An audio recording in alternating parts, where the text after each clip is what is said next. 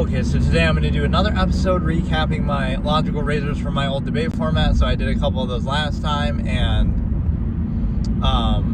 basically just different ones that I had discussed, and basically I did create them in the sense that I coined the phrase, not saying similar ideas don't exist, obviously, but this was very all-encompassing of a format that I did in 2013 to 2014 range.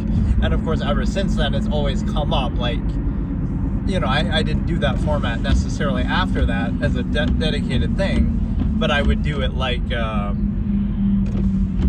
you know, whenever something comes up, if I'm playing a game or if we're discussing some other topic or whatever we're doing, I'm playing chess, right? Some logical razor might come up. So it's kind of a framework that you can use for anything. That's kind of what logical razors are. In fact, I had this running trope that I almost should have made a compilation of, because every time it happened, I should have like made a note of it or something, or if I was a bigger channel, I would have had an editor do it. Every time something would happen in a story, or I would suggest an idea of what a character should do, it's like absolutist tendency. I would say that. So I remember saying that in The Walking Dead a lot, because I was clowning the characters for being so dumb. So I would say the absolutist tendency would be to do this in this situation. Don't waste the ammo, just bash her head in, the one stupid bitch at the hotel, right? So the point is that, whatever, you know, it's just a situation where I had like a whole line of, you know, it's so many different games and playthrough, like absolutist tendency, don't waste this or don't do that, you know, just whatever it might be. It applied to so many different things. And so let me try to think of just some of the really less common ones, because I've already discussed a lot of the ones that I used most frequently. Let me think. I'll just try to do it on the spur of the moment. Be safe driving. Thanks. Yeah. Today actually has an insane amount of traffic. I guess we're getting some of the holiday shit. Like, this whole last week has been normal, and then all of a sudden today, I'm just noticing that it's really backed up. Even in like not really typically busy places. Hey Wood, how's it going? So, what I think I decided I was going to do, actually, because every Christmas I do my Skyrim Christmas special. So I think I'll do it on YouTube this time, because I've been streaming only on YouTube lately, and I hate to abandon my Twitch, which is historically where I've always done it. But I figure that might be a good segue, because I've basically only done these mobile streams anyway. So now if I play a game, which again, Christmas Day, I'll try to like play Skyrim, do a long stream like I always do, as like a Christmas tradition, right? The only day I'm allowed to play it actually in the whole year. Like, I made that rule when I came back to streaming for whatever reason in 2021, like, oh, I'm only allowed to play it on Christmas. And so I might do that on YouTube instead of on Twitch, just because, whatever. So that'll be like my first PC YouTube stream. I guess I've done these iPhone ones a lot. This is pretty comfortable to do, but I just feel like there's something missing with it. Like, I don't know what other visual feedback I could give, or what. Oh, here's a funny idea for the modern day. Have a fucking, this is the stimuli acme in full effect. Have a even if I don't want to show my face cam, have my girlfriend sitting next to me and have her kick her feet up on the dash and be like, oh yeah, we're gonna play into the foot fetish fucking OnlyFans kind of culture, right? That this is the era that we live in. Oh, that's such a stupid idea, but like, this is the kind of shit that people would actually like. I guarantee you there's somebody who does something like that. So, oh, I'm doing IRL stuff, and oh, look, she's put her feet up on the dash, right? And I love it. My top video on this channel is actually about me discussing a foot fetish. Like, it's not by choice, but this is the kind of thing that society forces you to do because of its obsession with these stupid things, right?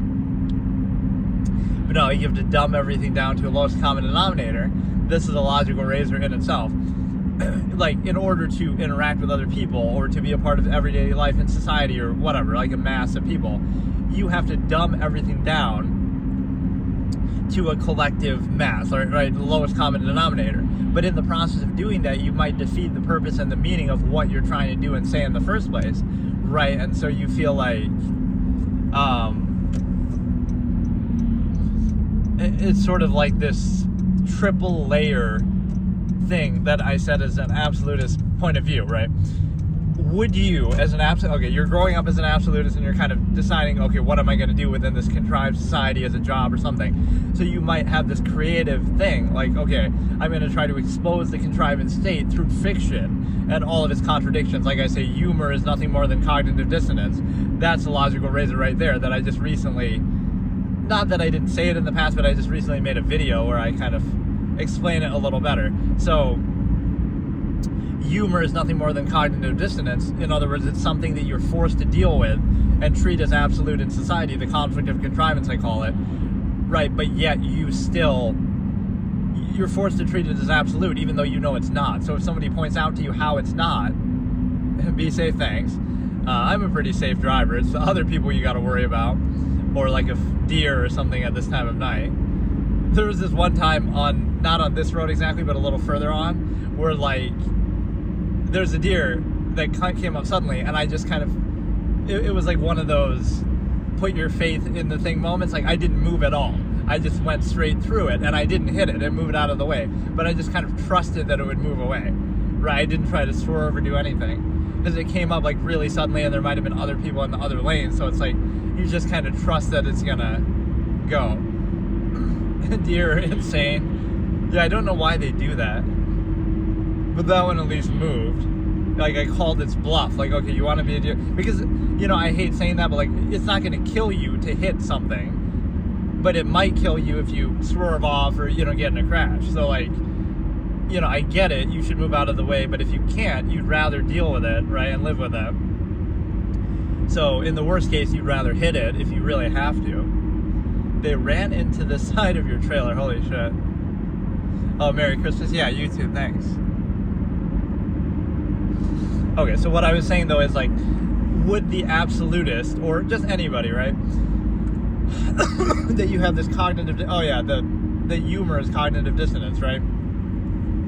Well, it's one of two things. It could be preconceived notions versus expectation versus reality. So what could be funny, right? You expect one thing, and then something else happens, right? So somebody's trying to do something. They're trying to, whatever, dig up the ground, or they're trying to build something, and it falls apart. So you're laughing at the fact of they tried to do one thing but something else happened. So, oh wow, comedy of errors, that kind of thing. The other interpretation, though, is cognitive dissonance, to say you're forced to treat society and certain things like relationships, stimuli, acme, like, you know, your girlfriend, your wife, your husband, you're forced to treat those things, or pressured to treat those things as though they're absolute in society, right? But they're not. And so that doesn't mean you shouldn't do them either, but like, then when somebody points that out, like, oh, you hate you complain about them, or you're having fights all the time, and oh, there's cheating, and all these kind of contradictions and conflicts with this supposed false absolute that's being posed. Now somebody points that out, and you say, all you can do is laugh at it because you're kind of forced to accept it anyway, rather than, or you could say the same thing, like corporate, like, oh, in this day and age we have to pay for water, and pretty soon we'll have to pay tax for air and stuff like this. You'll joke about it, but it's like, this is this corporate oligarchy kind of state that you're living in, that you kind of just take those things for granted. So it's something that's not absolute, but you're kind of subject to anyway, and so you just kind of reinforce it, and any doubt or any revelation that is not absolute is going to be dismissed or laughed at, almost as a defense mechanism. You hunt deer, at least we get revenge on them then for all their clown behavior. A huge buck. That is crazy, though. So yeah, that's one layer. So what I was saying about fiction is what I call like folly favoritism. And I like saying this in a joking way too, like, oh, I would have been a best-selling author, except I identify the nature of folly favoritism in this way, that like, you're only going to distract from the contrivance state. You're not really going to change it or remove the need for it, like absolutist way of doing things, right? You're only going to distract from it with entertainment, or you're only going to reinforce it and regurgitate it, right? You're never really going to get anything through. So even if in a work of fiction, right, or even in comedy, you're kind of mocking people to their face, like, oh, look how stupid you are for limiting yourself to only one other person and having all this conflict and complaining about, you know, your girlfriend and treating as false absolute, right? but yet you still keep doing it. So they're kind of almost making fun of you to your face, but yet you still do it. Fuck. So they're kind of making fun of you to your face. And then the other point is the fact that, even in fiction, so like you'll write some profound work that's like, 1984 or something like this, that you're trying to warn people, right? So why do you have to do this in fiction? Right, on one hand, you avoid censorship, because if you said, we're talking about the current government or the current time or something like that, then people might get offended or it might get censored and stuff like that. So on one hand, fiction exists to bypass censorship. On the other hand, it exists to, again, distract people and appeal to the lowest common denominator. But there's a certain irony in a lot of that, right? Let's say you're writing something, I want to try to change the world and all these flaws that I see in it and make people enlightened to this, but instead it does the opposite. They won't focus on that, or it'll just be entertainment escapism that'll actually distract them from the real world, and they won't actually take those lessons or apply them or change. It doesn't happen, right? You can see the most profound, The Godfather is the best movie ever. Well, what does it change in everyday life? Nothing. Or the greatest work of literature. Hey, I'm pretty good. How are you?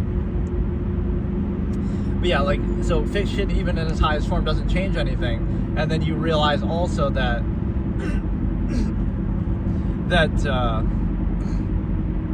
nothing's wrong. Fiction would be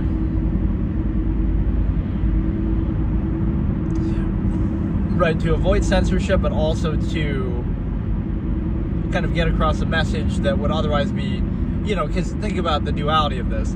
You're kind of appealing to a mass of people by saying, let's do superpowers and fiction and fantasy stuff, right? But then from there, getting little hiccups actually.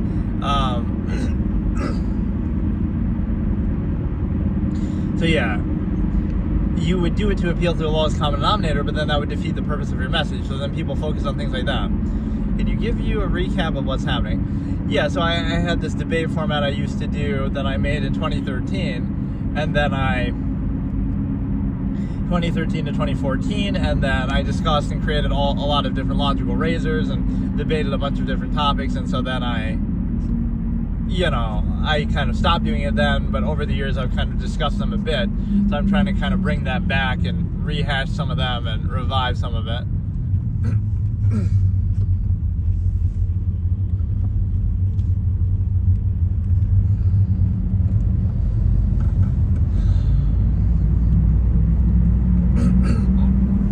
So yeah, the folly favoritism angle is the fact that you have, there's this funny message on my phone I've seen recently, if it's sitting in the car or something, it'll say, charging slowed down due to temperature. Really, right? Because, it's cold in the car, or the phone is cold.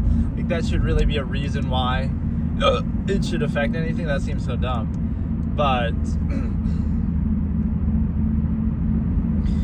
okay, getting back to that point, the folly favoritism, again, it's entertainment, it's escapism, it's going to distract people from the current state, it's going to reinforce the current state, it's not actually going to change it, even if that's the real point of what you're trying to do, right? That's things you can't say in everyday life, but that would be rude, or that would be,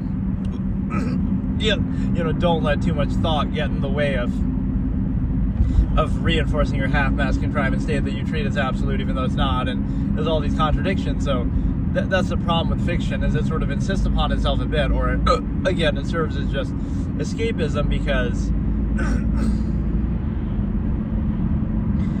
you can say that, look what a great movie Stanley Kubrick made, but what does it really tell you about the world, or what does it really change? That might be too high of an expectation that it should do that, but what good is all of that, with all due respect? Right, it's entertaining people, it's giving them some, at most it might give you some sense of self-righteousness, look how smart I am, I feel so smart. Or it makes you feel like it'll reinforce some basic moral standard or something that you have. But, an absolutist would be more concerned with revealing the nature of objective reality even at the expense of contrivance. So that's the whole irony of it. Like, you could write a book, right, and you put in these characters and story and things that aren't real, that you shouldn't be focusing on anyway, right? Why can't you just be direct with it? But oh no, you have to appeal to a lowest common denominator mass of people, and then it defeats the purpose, because they'll focus on this character, or who's stronger, or this power, or this fantastical element, right? You do all that to bring their attention in, but then that's what they focus on, right? The deeper message or meaning or change that you're going to bring about is going to be lost on that. And then you also have the ability to consider that, you might make money for yourself from that, but it doesn't actually change anything. So you would kind of reject that notion of entertainment or escapism. So what you would try to do instead is, okay, let's try to be more direct. But then that also doesn't work, because sometimes it turns into an attack on the individual. That I'm like, so you're telling other people what to do, or all the flaws with their life. But like I said, to be aware of it is not to be above it. So you're not, it'll come off that way, like, you're looking down at people or something like that. But you can apply it to yourself too. Like, you're just as flawed, or it doesn't matter, right? Like, we're all gonna have some idiosyncrasies or flaws that can discredit us, so that nobody can ever say anything ever, right? You can put that aside and say, okay, let me try to observe something, and we can all try to learn from this, instead of always trying to reinforce or discredit because of the individual is just kind of arbitrary. And by that logic, then no authority structure should exist, because right, nobody's perfect, so nobody should be in a political position or position of power if the premise is we're going to attack every idiosyncrasy. So it's more about who can curate their image the best, or it's kind of like what I call a contest of contrivance. So again, the layers of how you would approach that from a fictional standpoint would be, okay, you won't write a work of fiction or make a work of fiction, because that's only going to distract from society, serve as escapism, and it's only going to reinforce the contrivance state. So what would you do? You could be more direct, but then, you'll be attacked, right? Or you could just be a minimalist and not be part of it. Or you could, like, I don't know, it's just, I was trying to say it in the way I've said before, which I can't remember exactly. Like, I would have been a best-selling author, but then I realized that, it's just escapism, and it's not actually going to change anything. Even the best works of fiction don't really change the world. So, okay, you could try to be, some sort of other figure, or some sort of protest. You could write nonfiction, right? You could do it more directly, which arguably kind of is what this sort of thing could be, right? Like, I'm being more direct. I'm not trying to hide behind, this character or this story, or even though I have wrote a ton of short stories over the years, it doesn't matter. Like, those things don't affect anything. They don't change anything. So it makes you wonder. Here's a couple of my logical razors too. Like, why do people find more truth in fiction than in supposed reality, right? Why do people gravitate towards it? Why do they focus on it so much? Why do they sometimes care about it more than reality, are more passionate about it, right? Because there's a certain freedom in it. There's no burden of consequence, right? It really doesn't matter one way or another what happens. So you get passionate about that as sort of an outlet. In your everyday life, you're constantly inhibited, right? In every meaningful way, you're kind of restricted. So that's the one free outlet that you have, is like entertainment or sports teams, or what you wear, like certain things like that don't matter as much, right? Are not controlled as rigidly, so it almost serves as an outlet. So yeah, people can find more truth in fiction than in reality for the reasons I've explained, like just that it would be censored otherwise, or it would somehow lose the meaning, or people wouldn't get it if you're too direct. It's kind of ironic, right? If you're direct and point something out or observe something, that's a bad thing, and people won't get it, or they'll reject it, or they'll attack you. But if you try to get the same message across through fiction, they might glorify it or gravitate towards it. You have to dumb it down, make random stuff up, and a bunch of fictional powers and characters, and now we'll take it seriously. So that shows you like some sort of subversive state that you're in, that you can't just take reality seriously because you're in a state that's just illogical and you can't think about it. So you gravitate towards things that aren't real just because reality isn't, you can't really objectively look at reality because it's contradictory. So you just reject that and be like, you'd rather do it through analogy or distract yourself. And so yeah, you would reject fiction because even the best works of fiction don't really change anything. And then you would also kind of try to be direct, but then that doesn't work, or it doesn't appeal to people, so you have to dumb it down to something. But then by doing that, you defeat the purpose of the message. And on a similar note, I would kind of say that, like, the very fact that you would have to explain something would defeat the purpose too, because if people were willing or able to understand it on their own, then they already would. So it's kind of like I said, you cannot dissuade with reason what came about by desire. It's almost the opposite of that, though. Like, you can't, the fact that you have to explain it means that they're not willing or able to see it themselves, because otherwise they automatically would, right? They have the same capability to think as you and be objective as you, right? But they just choose not to.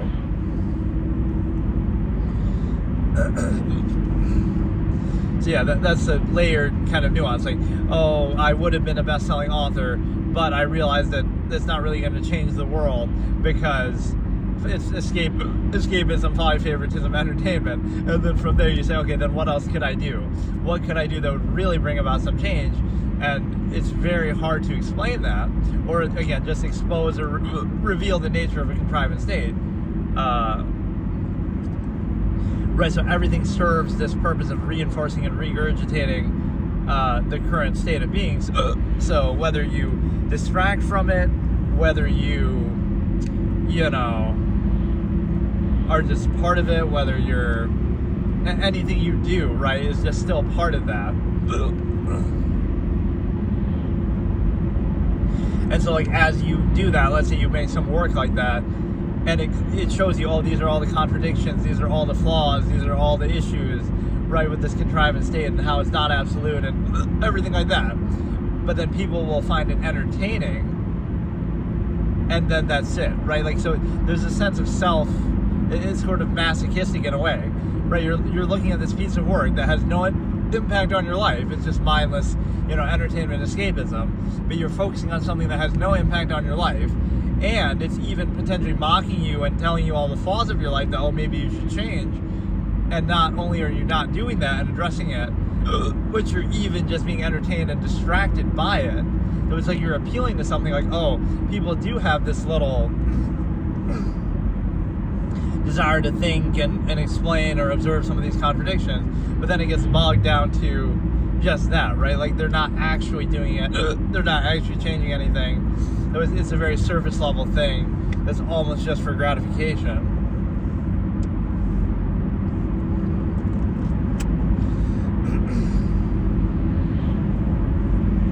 Yeah, you have to explain that. Like, why do people value things like that at all? Let alone so much, let alone at times more than life.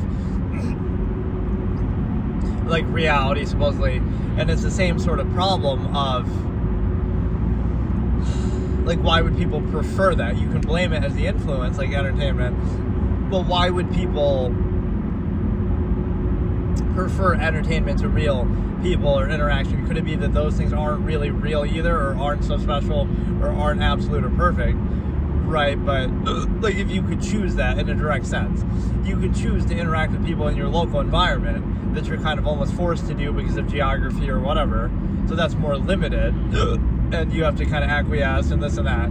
Or would you rather have at your fingertips, like you're on your computer, have at your fingertips every movie and game and show in the history of human existence that, that could encapsulate something that's objectively the same or better than what you would do in person, right? Because if you think about, social contrivance, you're just going to insist upon things in your myopic, limited experience, versus, this has all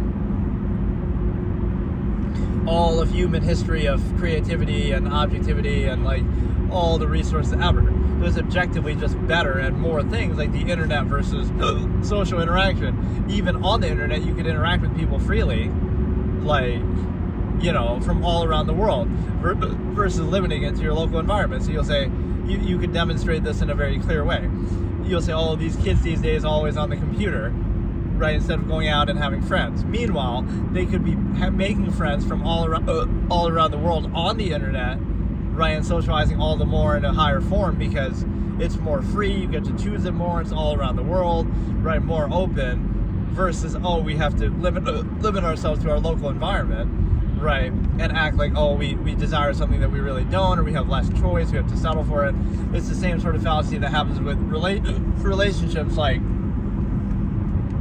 you know, oh, back in my day, we used to go out with a local girl from school and take her to the diner and this kind of thing, right? This antiquated logic. So what older generations will do is they'll condemn new technology that gives you a freedom that they didn't have. And then they'll act like it's a negative, or their way was somehow superior just because they had to settle for it because they didn't have that option. So, like, you have the internet and, you know, dating sites and all these things from all around the world, as like you can interact with anybody, you could potentially meet or date anybody on the planet Earth out of 8 billion people. Now that'll somehow be framed as a negative thing because, right, like, well, now you have more options that they didn't have before. So that's a net positive. Even within that framework, you can still end up with somebody in your local environment the same way that they would have. But so how is it a negative?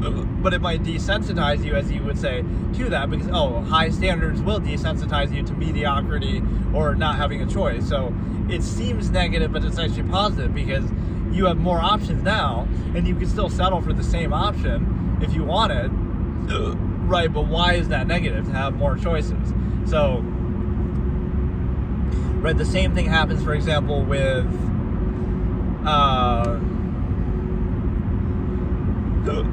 there's like a similar topic, I said the same thing, or let's look at like OnlyFans or something like that people will blame them, or just even social media in general, right?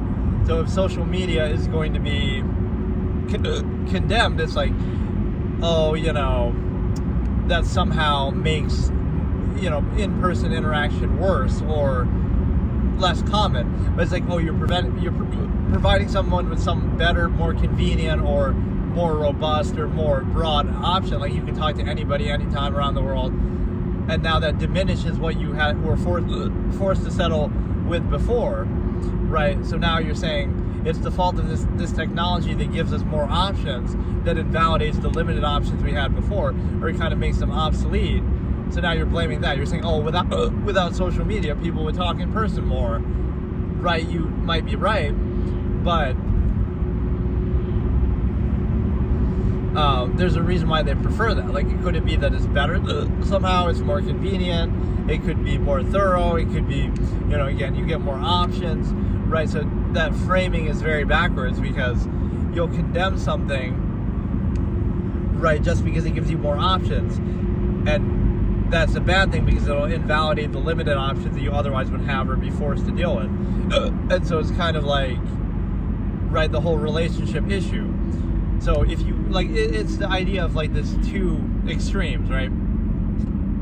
Sort of the nearness postulate that you're forced to settle for, or the, so like if you're rich, right, and you have all the options in the world, you could be with anybody on the planet, and, you know, you have all these models flirting with you and whatever, right? That'll somehow be condemned, like, oh, that's not real love, though, or this or that. But it's like, that's said by people who don't have that option. Right, so like, oh, if you experience something to the fullest, this is like the absolutist and the minimalist dichotomy that I show. Is like, okay, you have orgies all the time, and you have anybody you want. Now, why would you take a single partner relationship seriously? So in other words, it's just a way for the collective mass of ordinary people who don't have those kind of options, or will to seek it out, or whatever, self-control. They glorify it, like, oh no, it makes me a good person that I'm only with one person, not that I just settle for it because it's easier to control for society, or because I don't have the option to do other things, right? Even though deep down you might want those things, right? Your inherent nature, or it might be more natural. So, right, so it's hard to argue that, but you pretend like it's something to be gratified about. Or even on the flip side, you have, you know, like with any example, right? So you'll say quality and options and standards will desensitize you to mediocrity and nearness and kind of the limited scope of something. So you'll say, oh, adult film stuff or OnlyFans will desensitize you to your girlfriend or partner or relationship. It'll ruin your marriage. Well, I would say to that, though, well, if that's all it takes to ruin that, then maybe that's a flaw. Maybe that shows you, yes, you have all these options of all these people from all around the world in different times in history, and all this imagination and creativity. So you shouldn't have to censor reality itself and say, oh no, we can't think about that, we can't consider that, in order to value that. This is a perfect example of contrivance, right? You can value your marriage, but all you have to do is not be friends with other people, other women, whatever, right? So you have to not be friends with 4 billion plus people potentially. You have to not consume any, adult film stuff. You can't have any imagination. You can't have any fantasies. You can't have this. You can't have that. Like, you only have to do all those things, and then it's absolute, or then you'll settle for it. So what you're basically saying is, yes, you have to censor everything out of reality that would contradict it, or that would give you other options that might invalidate it. So it's like, right, this is a key point, is that if you experience something fully to the max, right, in the full form of it, whatever it is that you value or whatever the inherent process is, experience it fully, and then, oh no, that'll desensitize you to the half-mast state that you're reduced to or forced or pressured to be in, right? So if you have orgies every day for a year and then try to take a single partner relationship seriously, and then you might blame the orgies and say, oh, that's the fault. But it just reveals the nature of that. Like, oh, you have something better, you have something that you enjoy more, you have other options, or you have, so it would be a net positive. You could still settle for that if you wanted to, right? But that'll invalidate it, or that'll,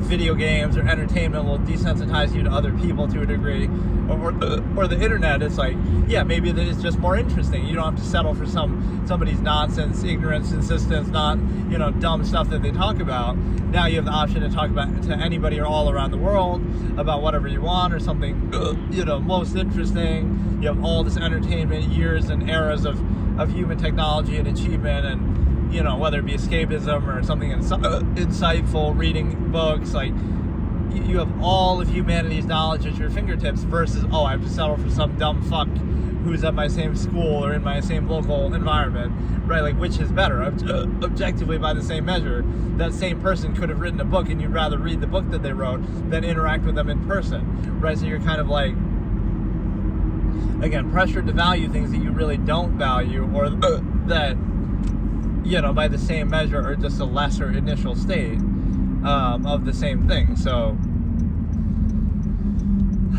but yeah, I think I will do that episode actually on YouTube then. So I don't think I've done it proper. No, I guess I did that a couple years ago because my Twitch was like bugging out or something. But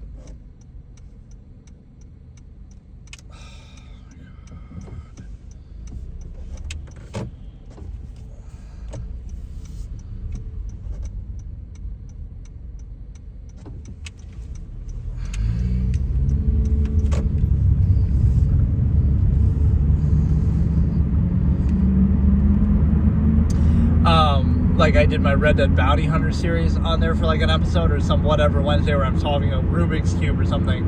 And so that's because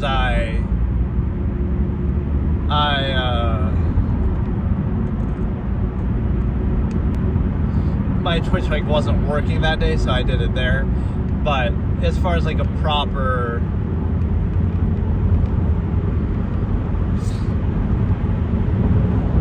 like one that isn't on mobile, I haven't really done that on YouTube very much. I can't tell what it is exactly with the algorithm. Is it because not too many people stream on YouTube, so there's like a more limited number of people that you're going to constantly see over and over? Because I tend to see that happen a lot myself. Like, let's say I'm scrolling through YouTube and it might show me a live stream. I've seen some of the same people multiple times, and a lot of them aren't even big creators. Like, they're not huge channels, so like, I don't know how exactly it's doing that, but yeah, that whole thing with folly, favoritism, escapism, is it really going to change anything? And it's also a situation where you could understand the big picture of like having options, right? Like options or standards will desensitize you to something, right? So if you experience something to the fullest, that's somehow a bad thing. And vice versa, like if you're a minimalist and you don't require it, now a lot of the corresponding, this is like imbalance overcompensation, I call it, a lot of the corresponding overcompensation you wouldn't need or require. So let's say you're perfectly content with just minimalism and not, you don't need anything. So now a lot of the things that you'd be expected to be controlled by in society don't apply to you. Like, okay, you don't need electricity, you don't need 3 meals a day, you don't need fast food, you don't need a car, you don't need anything, right? You're very, very content with very little. Now it's hard to justify, controlling you, but you have to pay taxes, or you have to, do this social thing, or do this tradition, or, you don't have to do anything because you're not, you don't require or desire the benefits, supposed benefits of contrivance. So why should you be expected to acquiesce to it at all? It's like the sovereign citizen thing that sometimes is mocked, but, right, you live out in the woods and you're naked, and so, you're a sovereign citizen. You don't want anything from society. You want nothing. But yet they'll still overextend and, they'll arrest you, or you can be a threat, or they'll worry about you, or they'll focus on you, or they'll claim some benefit, but you wouldn't even be, somehow they'll try to take ownership even over that, even if you're just in nature. And so it's they'll overextend and monopolize nature itself, or if you want to, don't be a part of society, just leave it. But how do you leave it when everywhere on the planet Earth of any value is going to be monopolized by some government or corporation or person, right? Where exactly do you go that you'll truly be free? Go to somewhere maybe obscure that nobody else would care about. Go to, Antarctica, but then you're not going to be able to survive very well. Or go to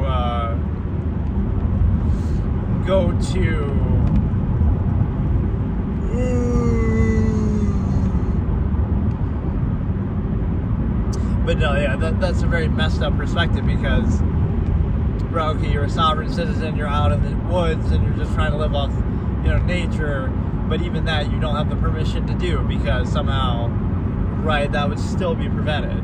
That's how far overextended something would be, and how much, contrivance state needs to outwardly insist. So if it tries to monopolize everything, the air itself, water itself, the most basic thing, right, that you somehow have to pay, a corporate tax, basically, to have these inherent things. So, or everything has to be done through contrivance, in the sense that,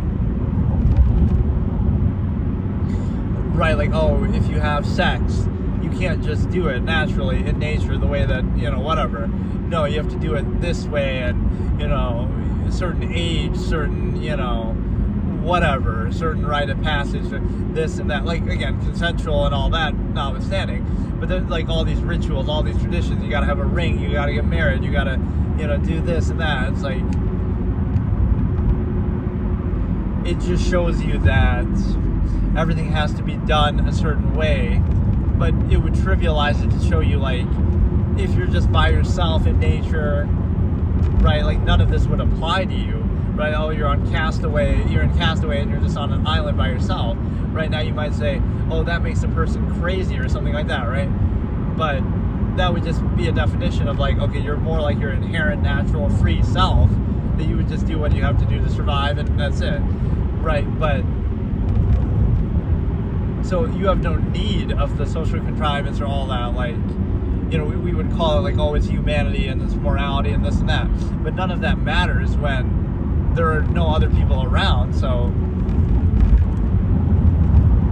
or there's a certain irony in that too, the overextension of technology and all this, you give that island to one individual and they're crazy and they're living off the land and they're perfectly content and they're more free in their natural selves, versus you give it to a mass of people and now they'll suck it dry and destroy it and use it for convenience and luxury and all this kind of thing.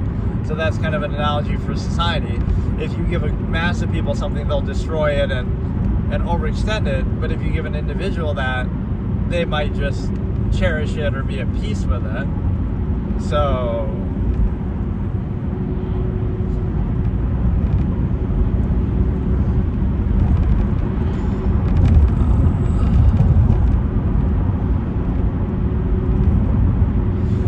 what you have to understand is the fact that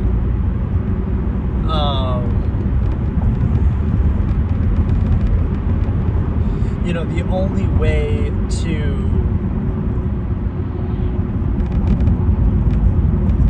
I don't know, I kind of forgot exactly the phrasing I used for that.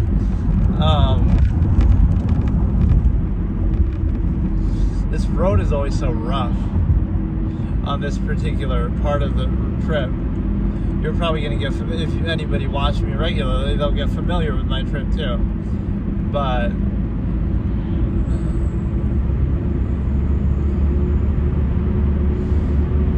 yeah, I'm kind of fixated on a couple logical razors here, but there's so many I could go through. Oh, here's a good one. Artifice doesn't last. So I always say this, where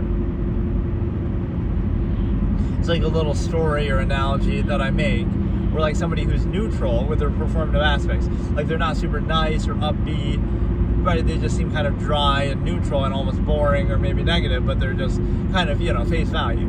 They're just doing what they're doing and letting it speak for itself, and not putting on a ton of, not super upbeat or anything like that.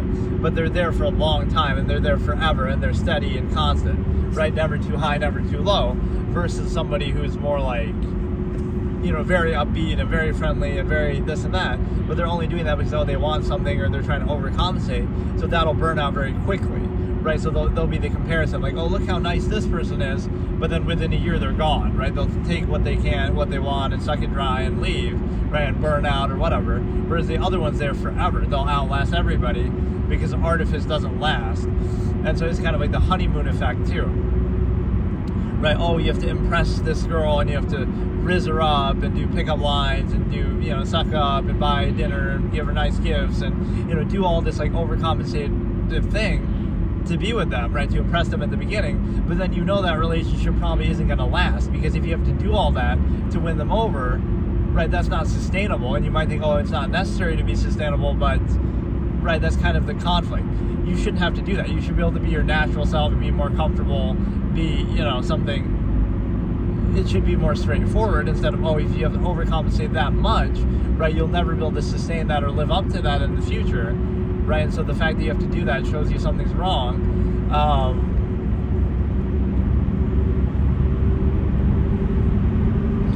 Artifice doesn't last. It's the fact that, again, this sort of imbalance, or it's kind of the projection of incentive too. If somebody's neutral, right, something might be projected as an incentive, like, oh, this person must want this, right, even if they don't want anything. Like, they're unconditional, they're neutral, that'll be projected as like the inability to achieve some supposed incentive. Whereas on the flip side, somebody, oh, they're super nice and friendly, but oh, they're only being that way because they want something or they have some incentive. It was kind of the opposite interpretation concept that I talk about. The person who seems friendliest is actually the most cynically motivated, because, oh, they're only doing it because they want something. And the person who, such that they'll base their whole personality and life around, overextending, achieving it. And they'll kind of tie the two together, instead of separating them and saying, okay, social contrivance is one thing, zero-sum means is another, instead of using it as a currency or a form to get it. And then the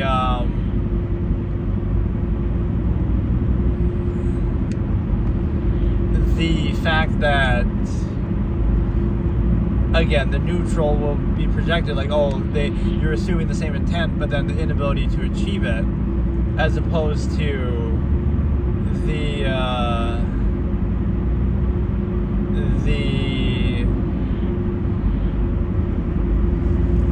the fact that maybe the reason why they don't have those performative aspects, or they're not super upbeat, or undue emphasis being placed, maybe they don't have the same incentive, so they don't feel the need to do that, right? It's sort of like another projection works that way too.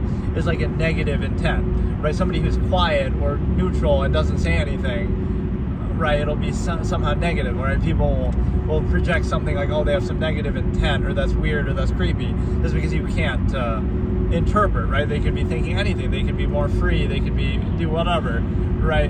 But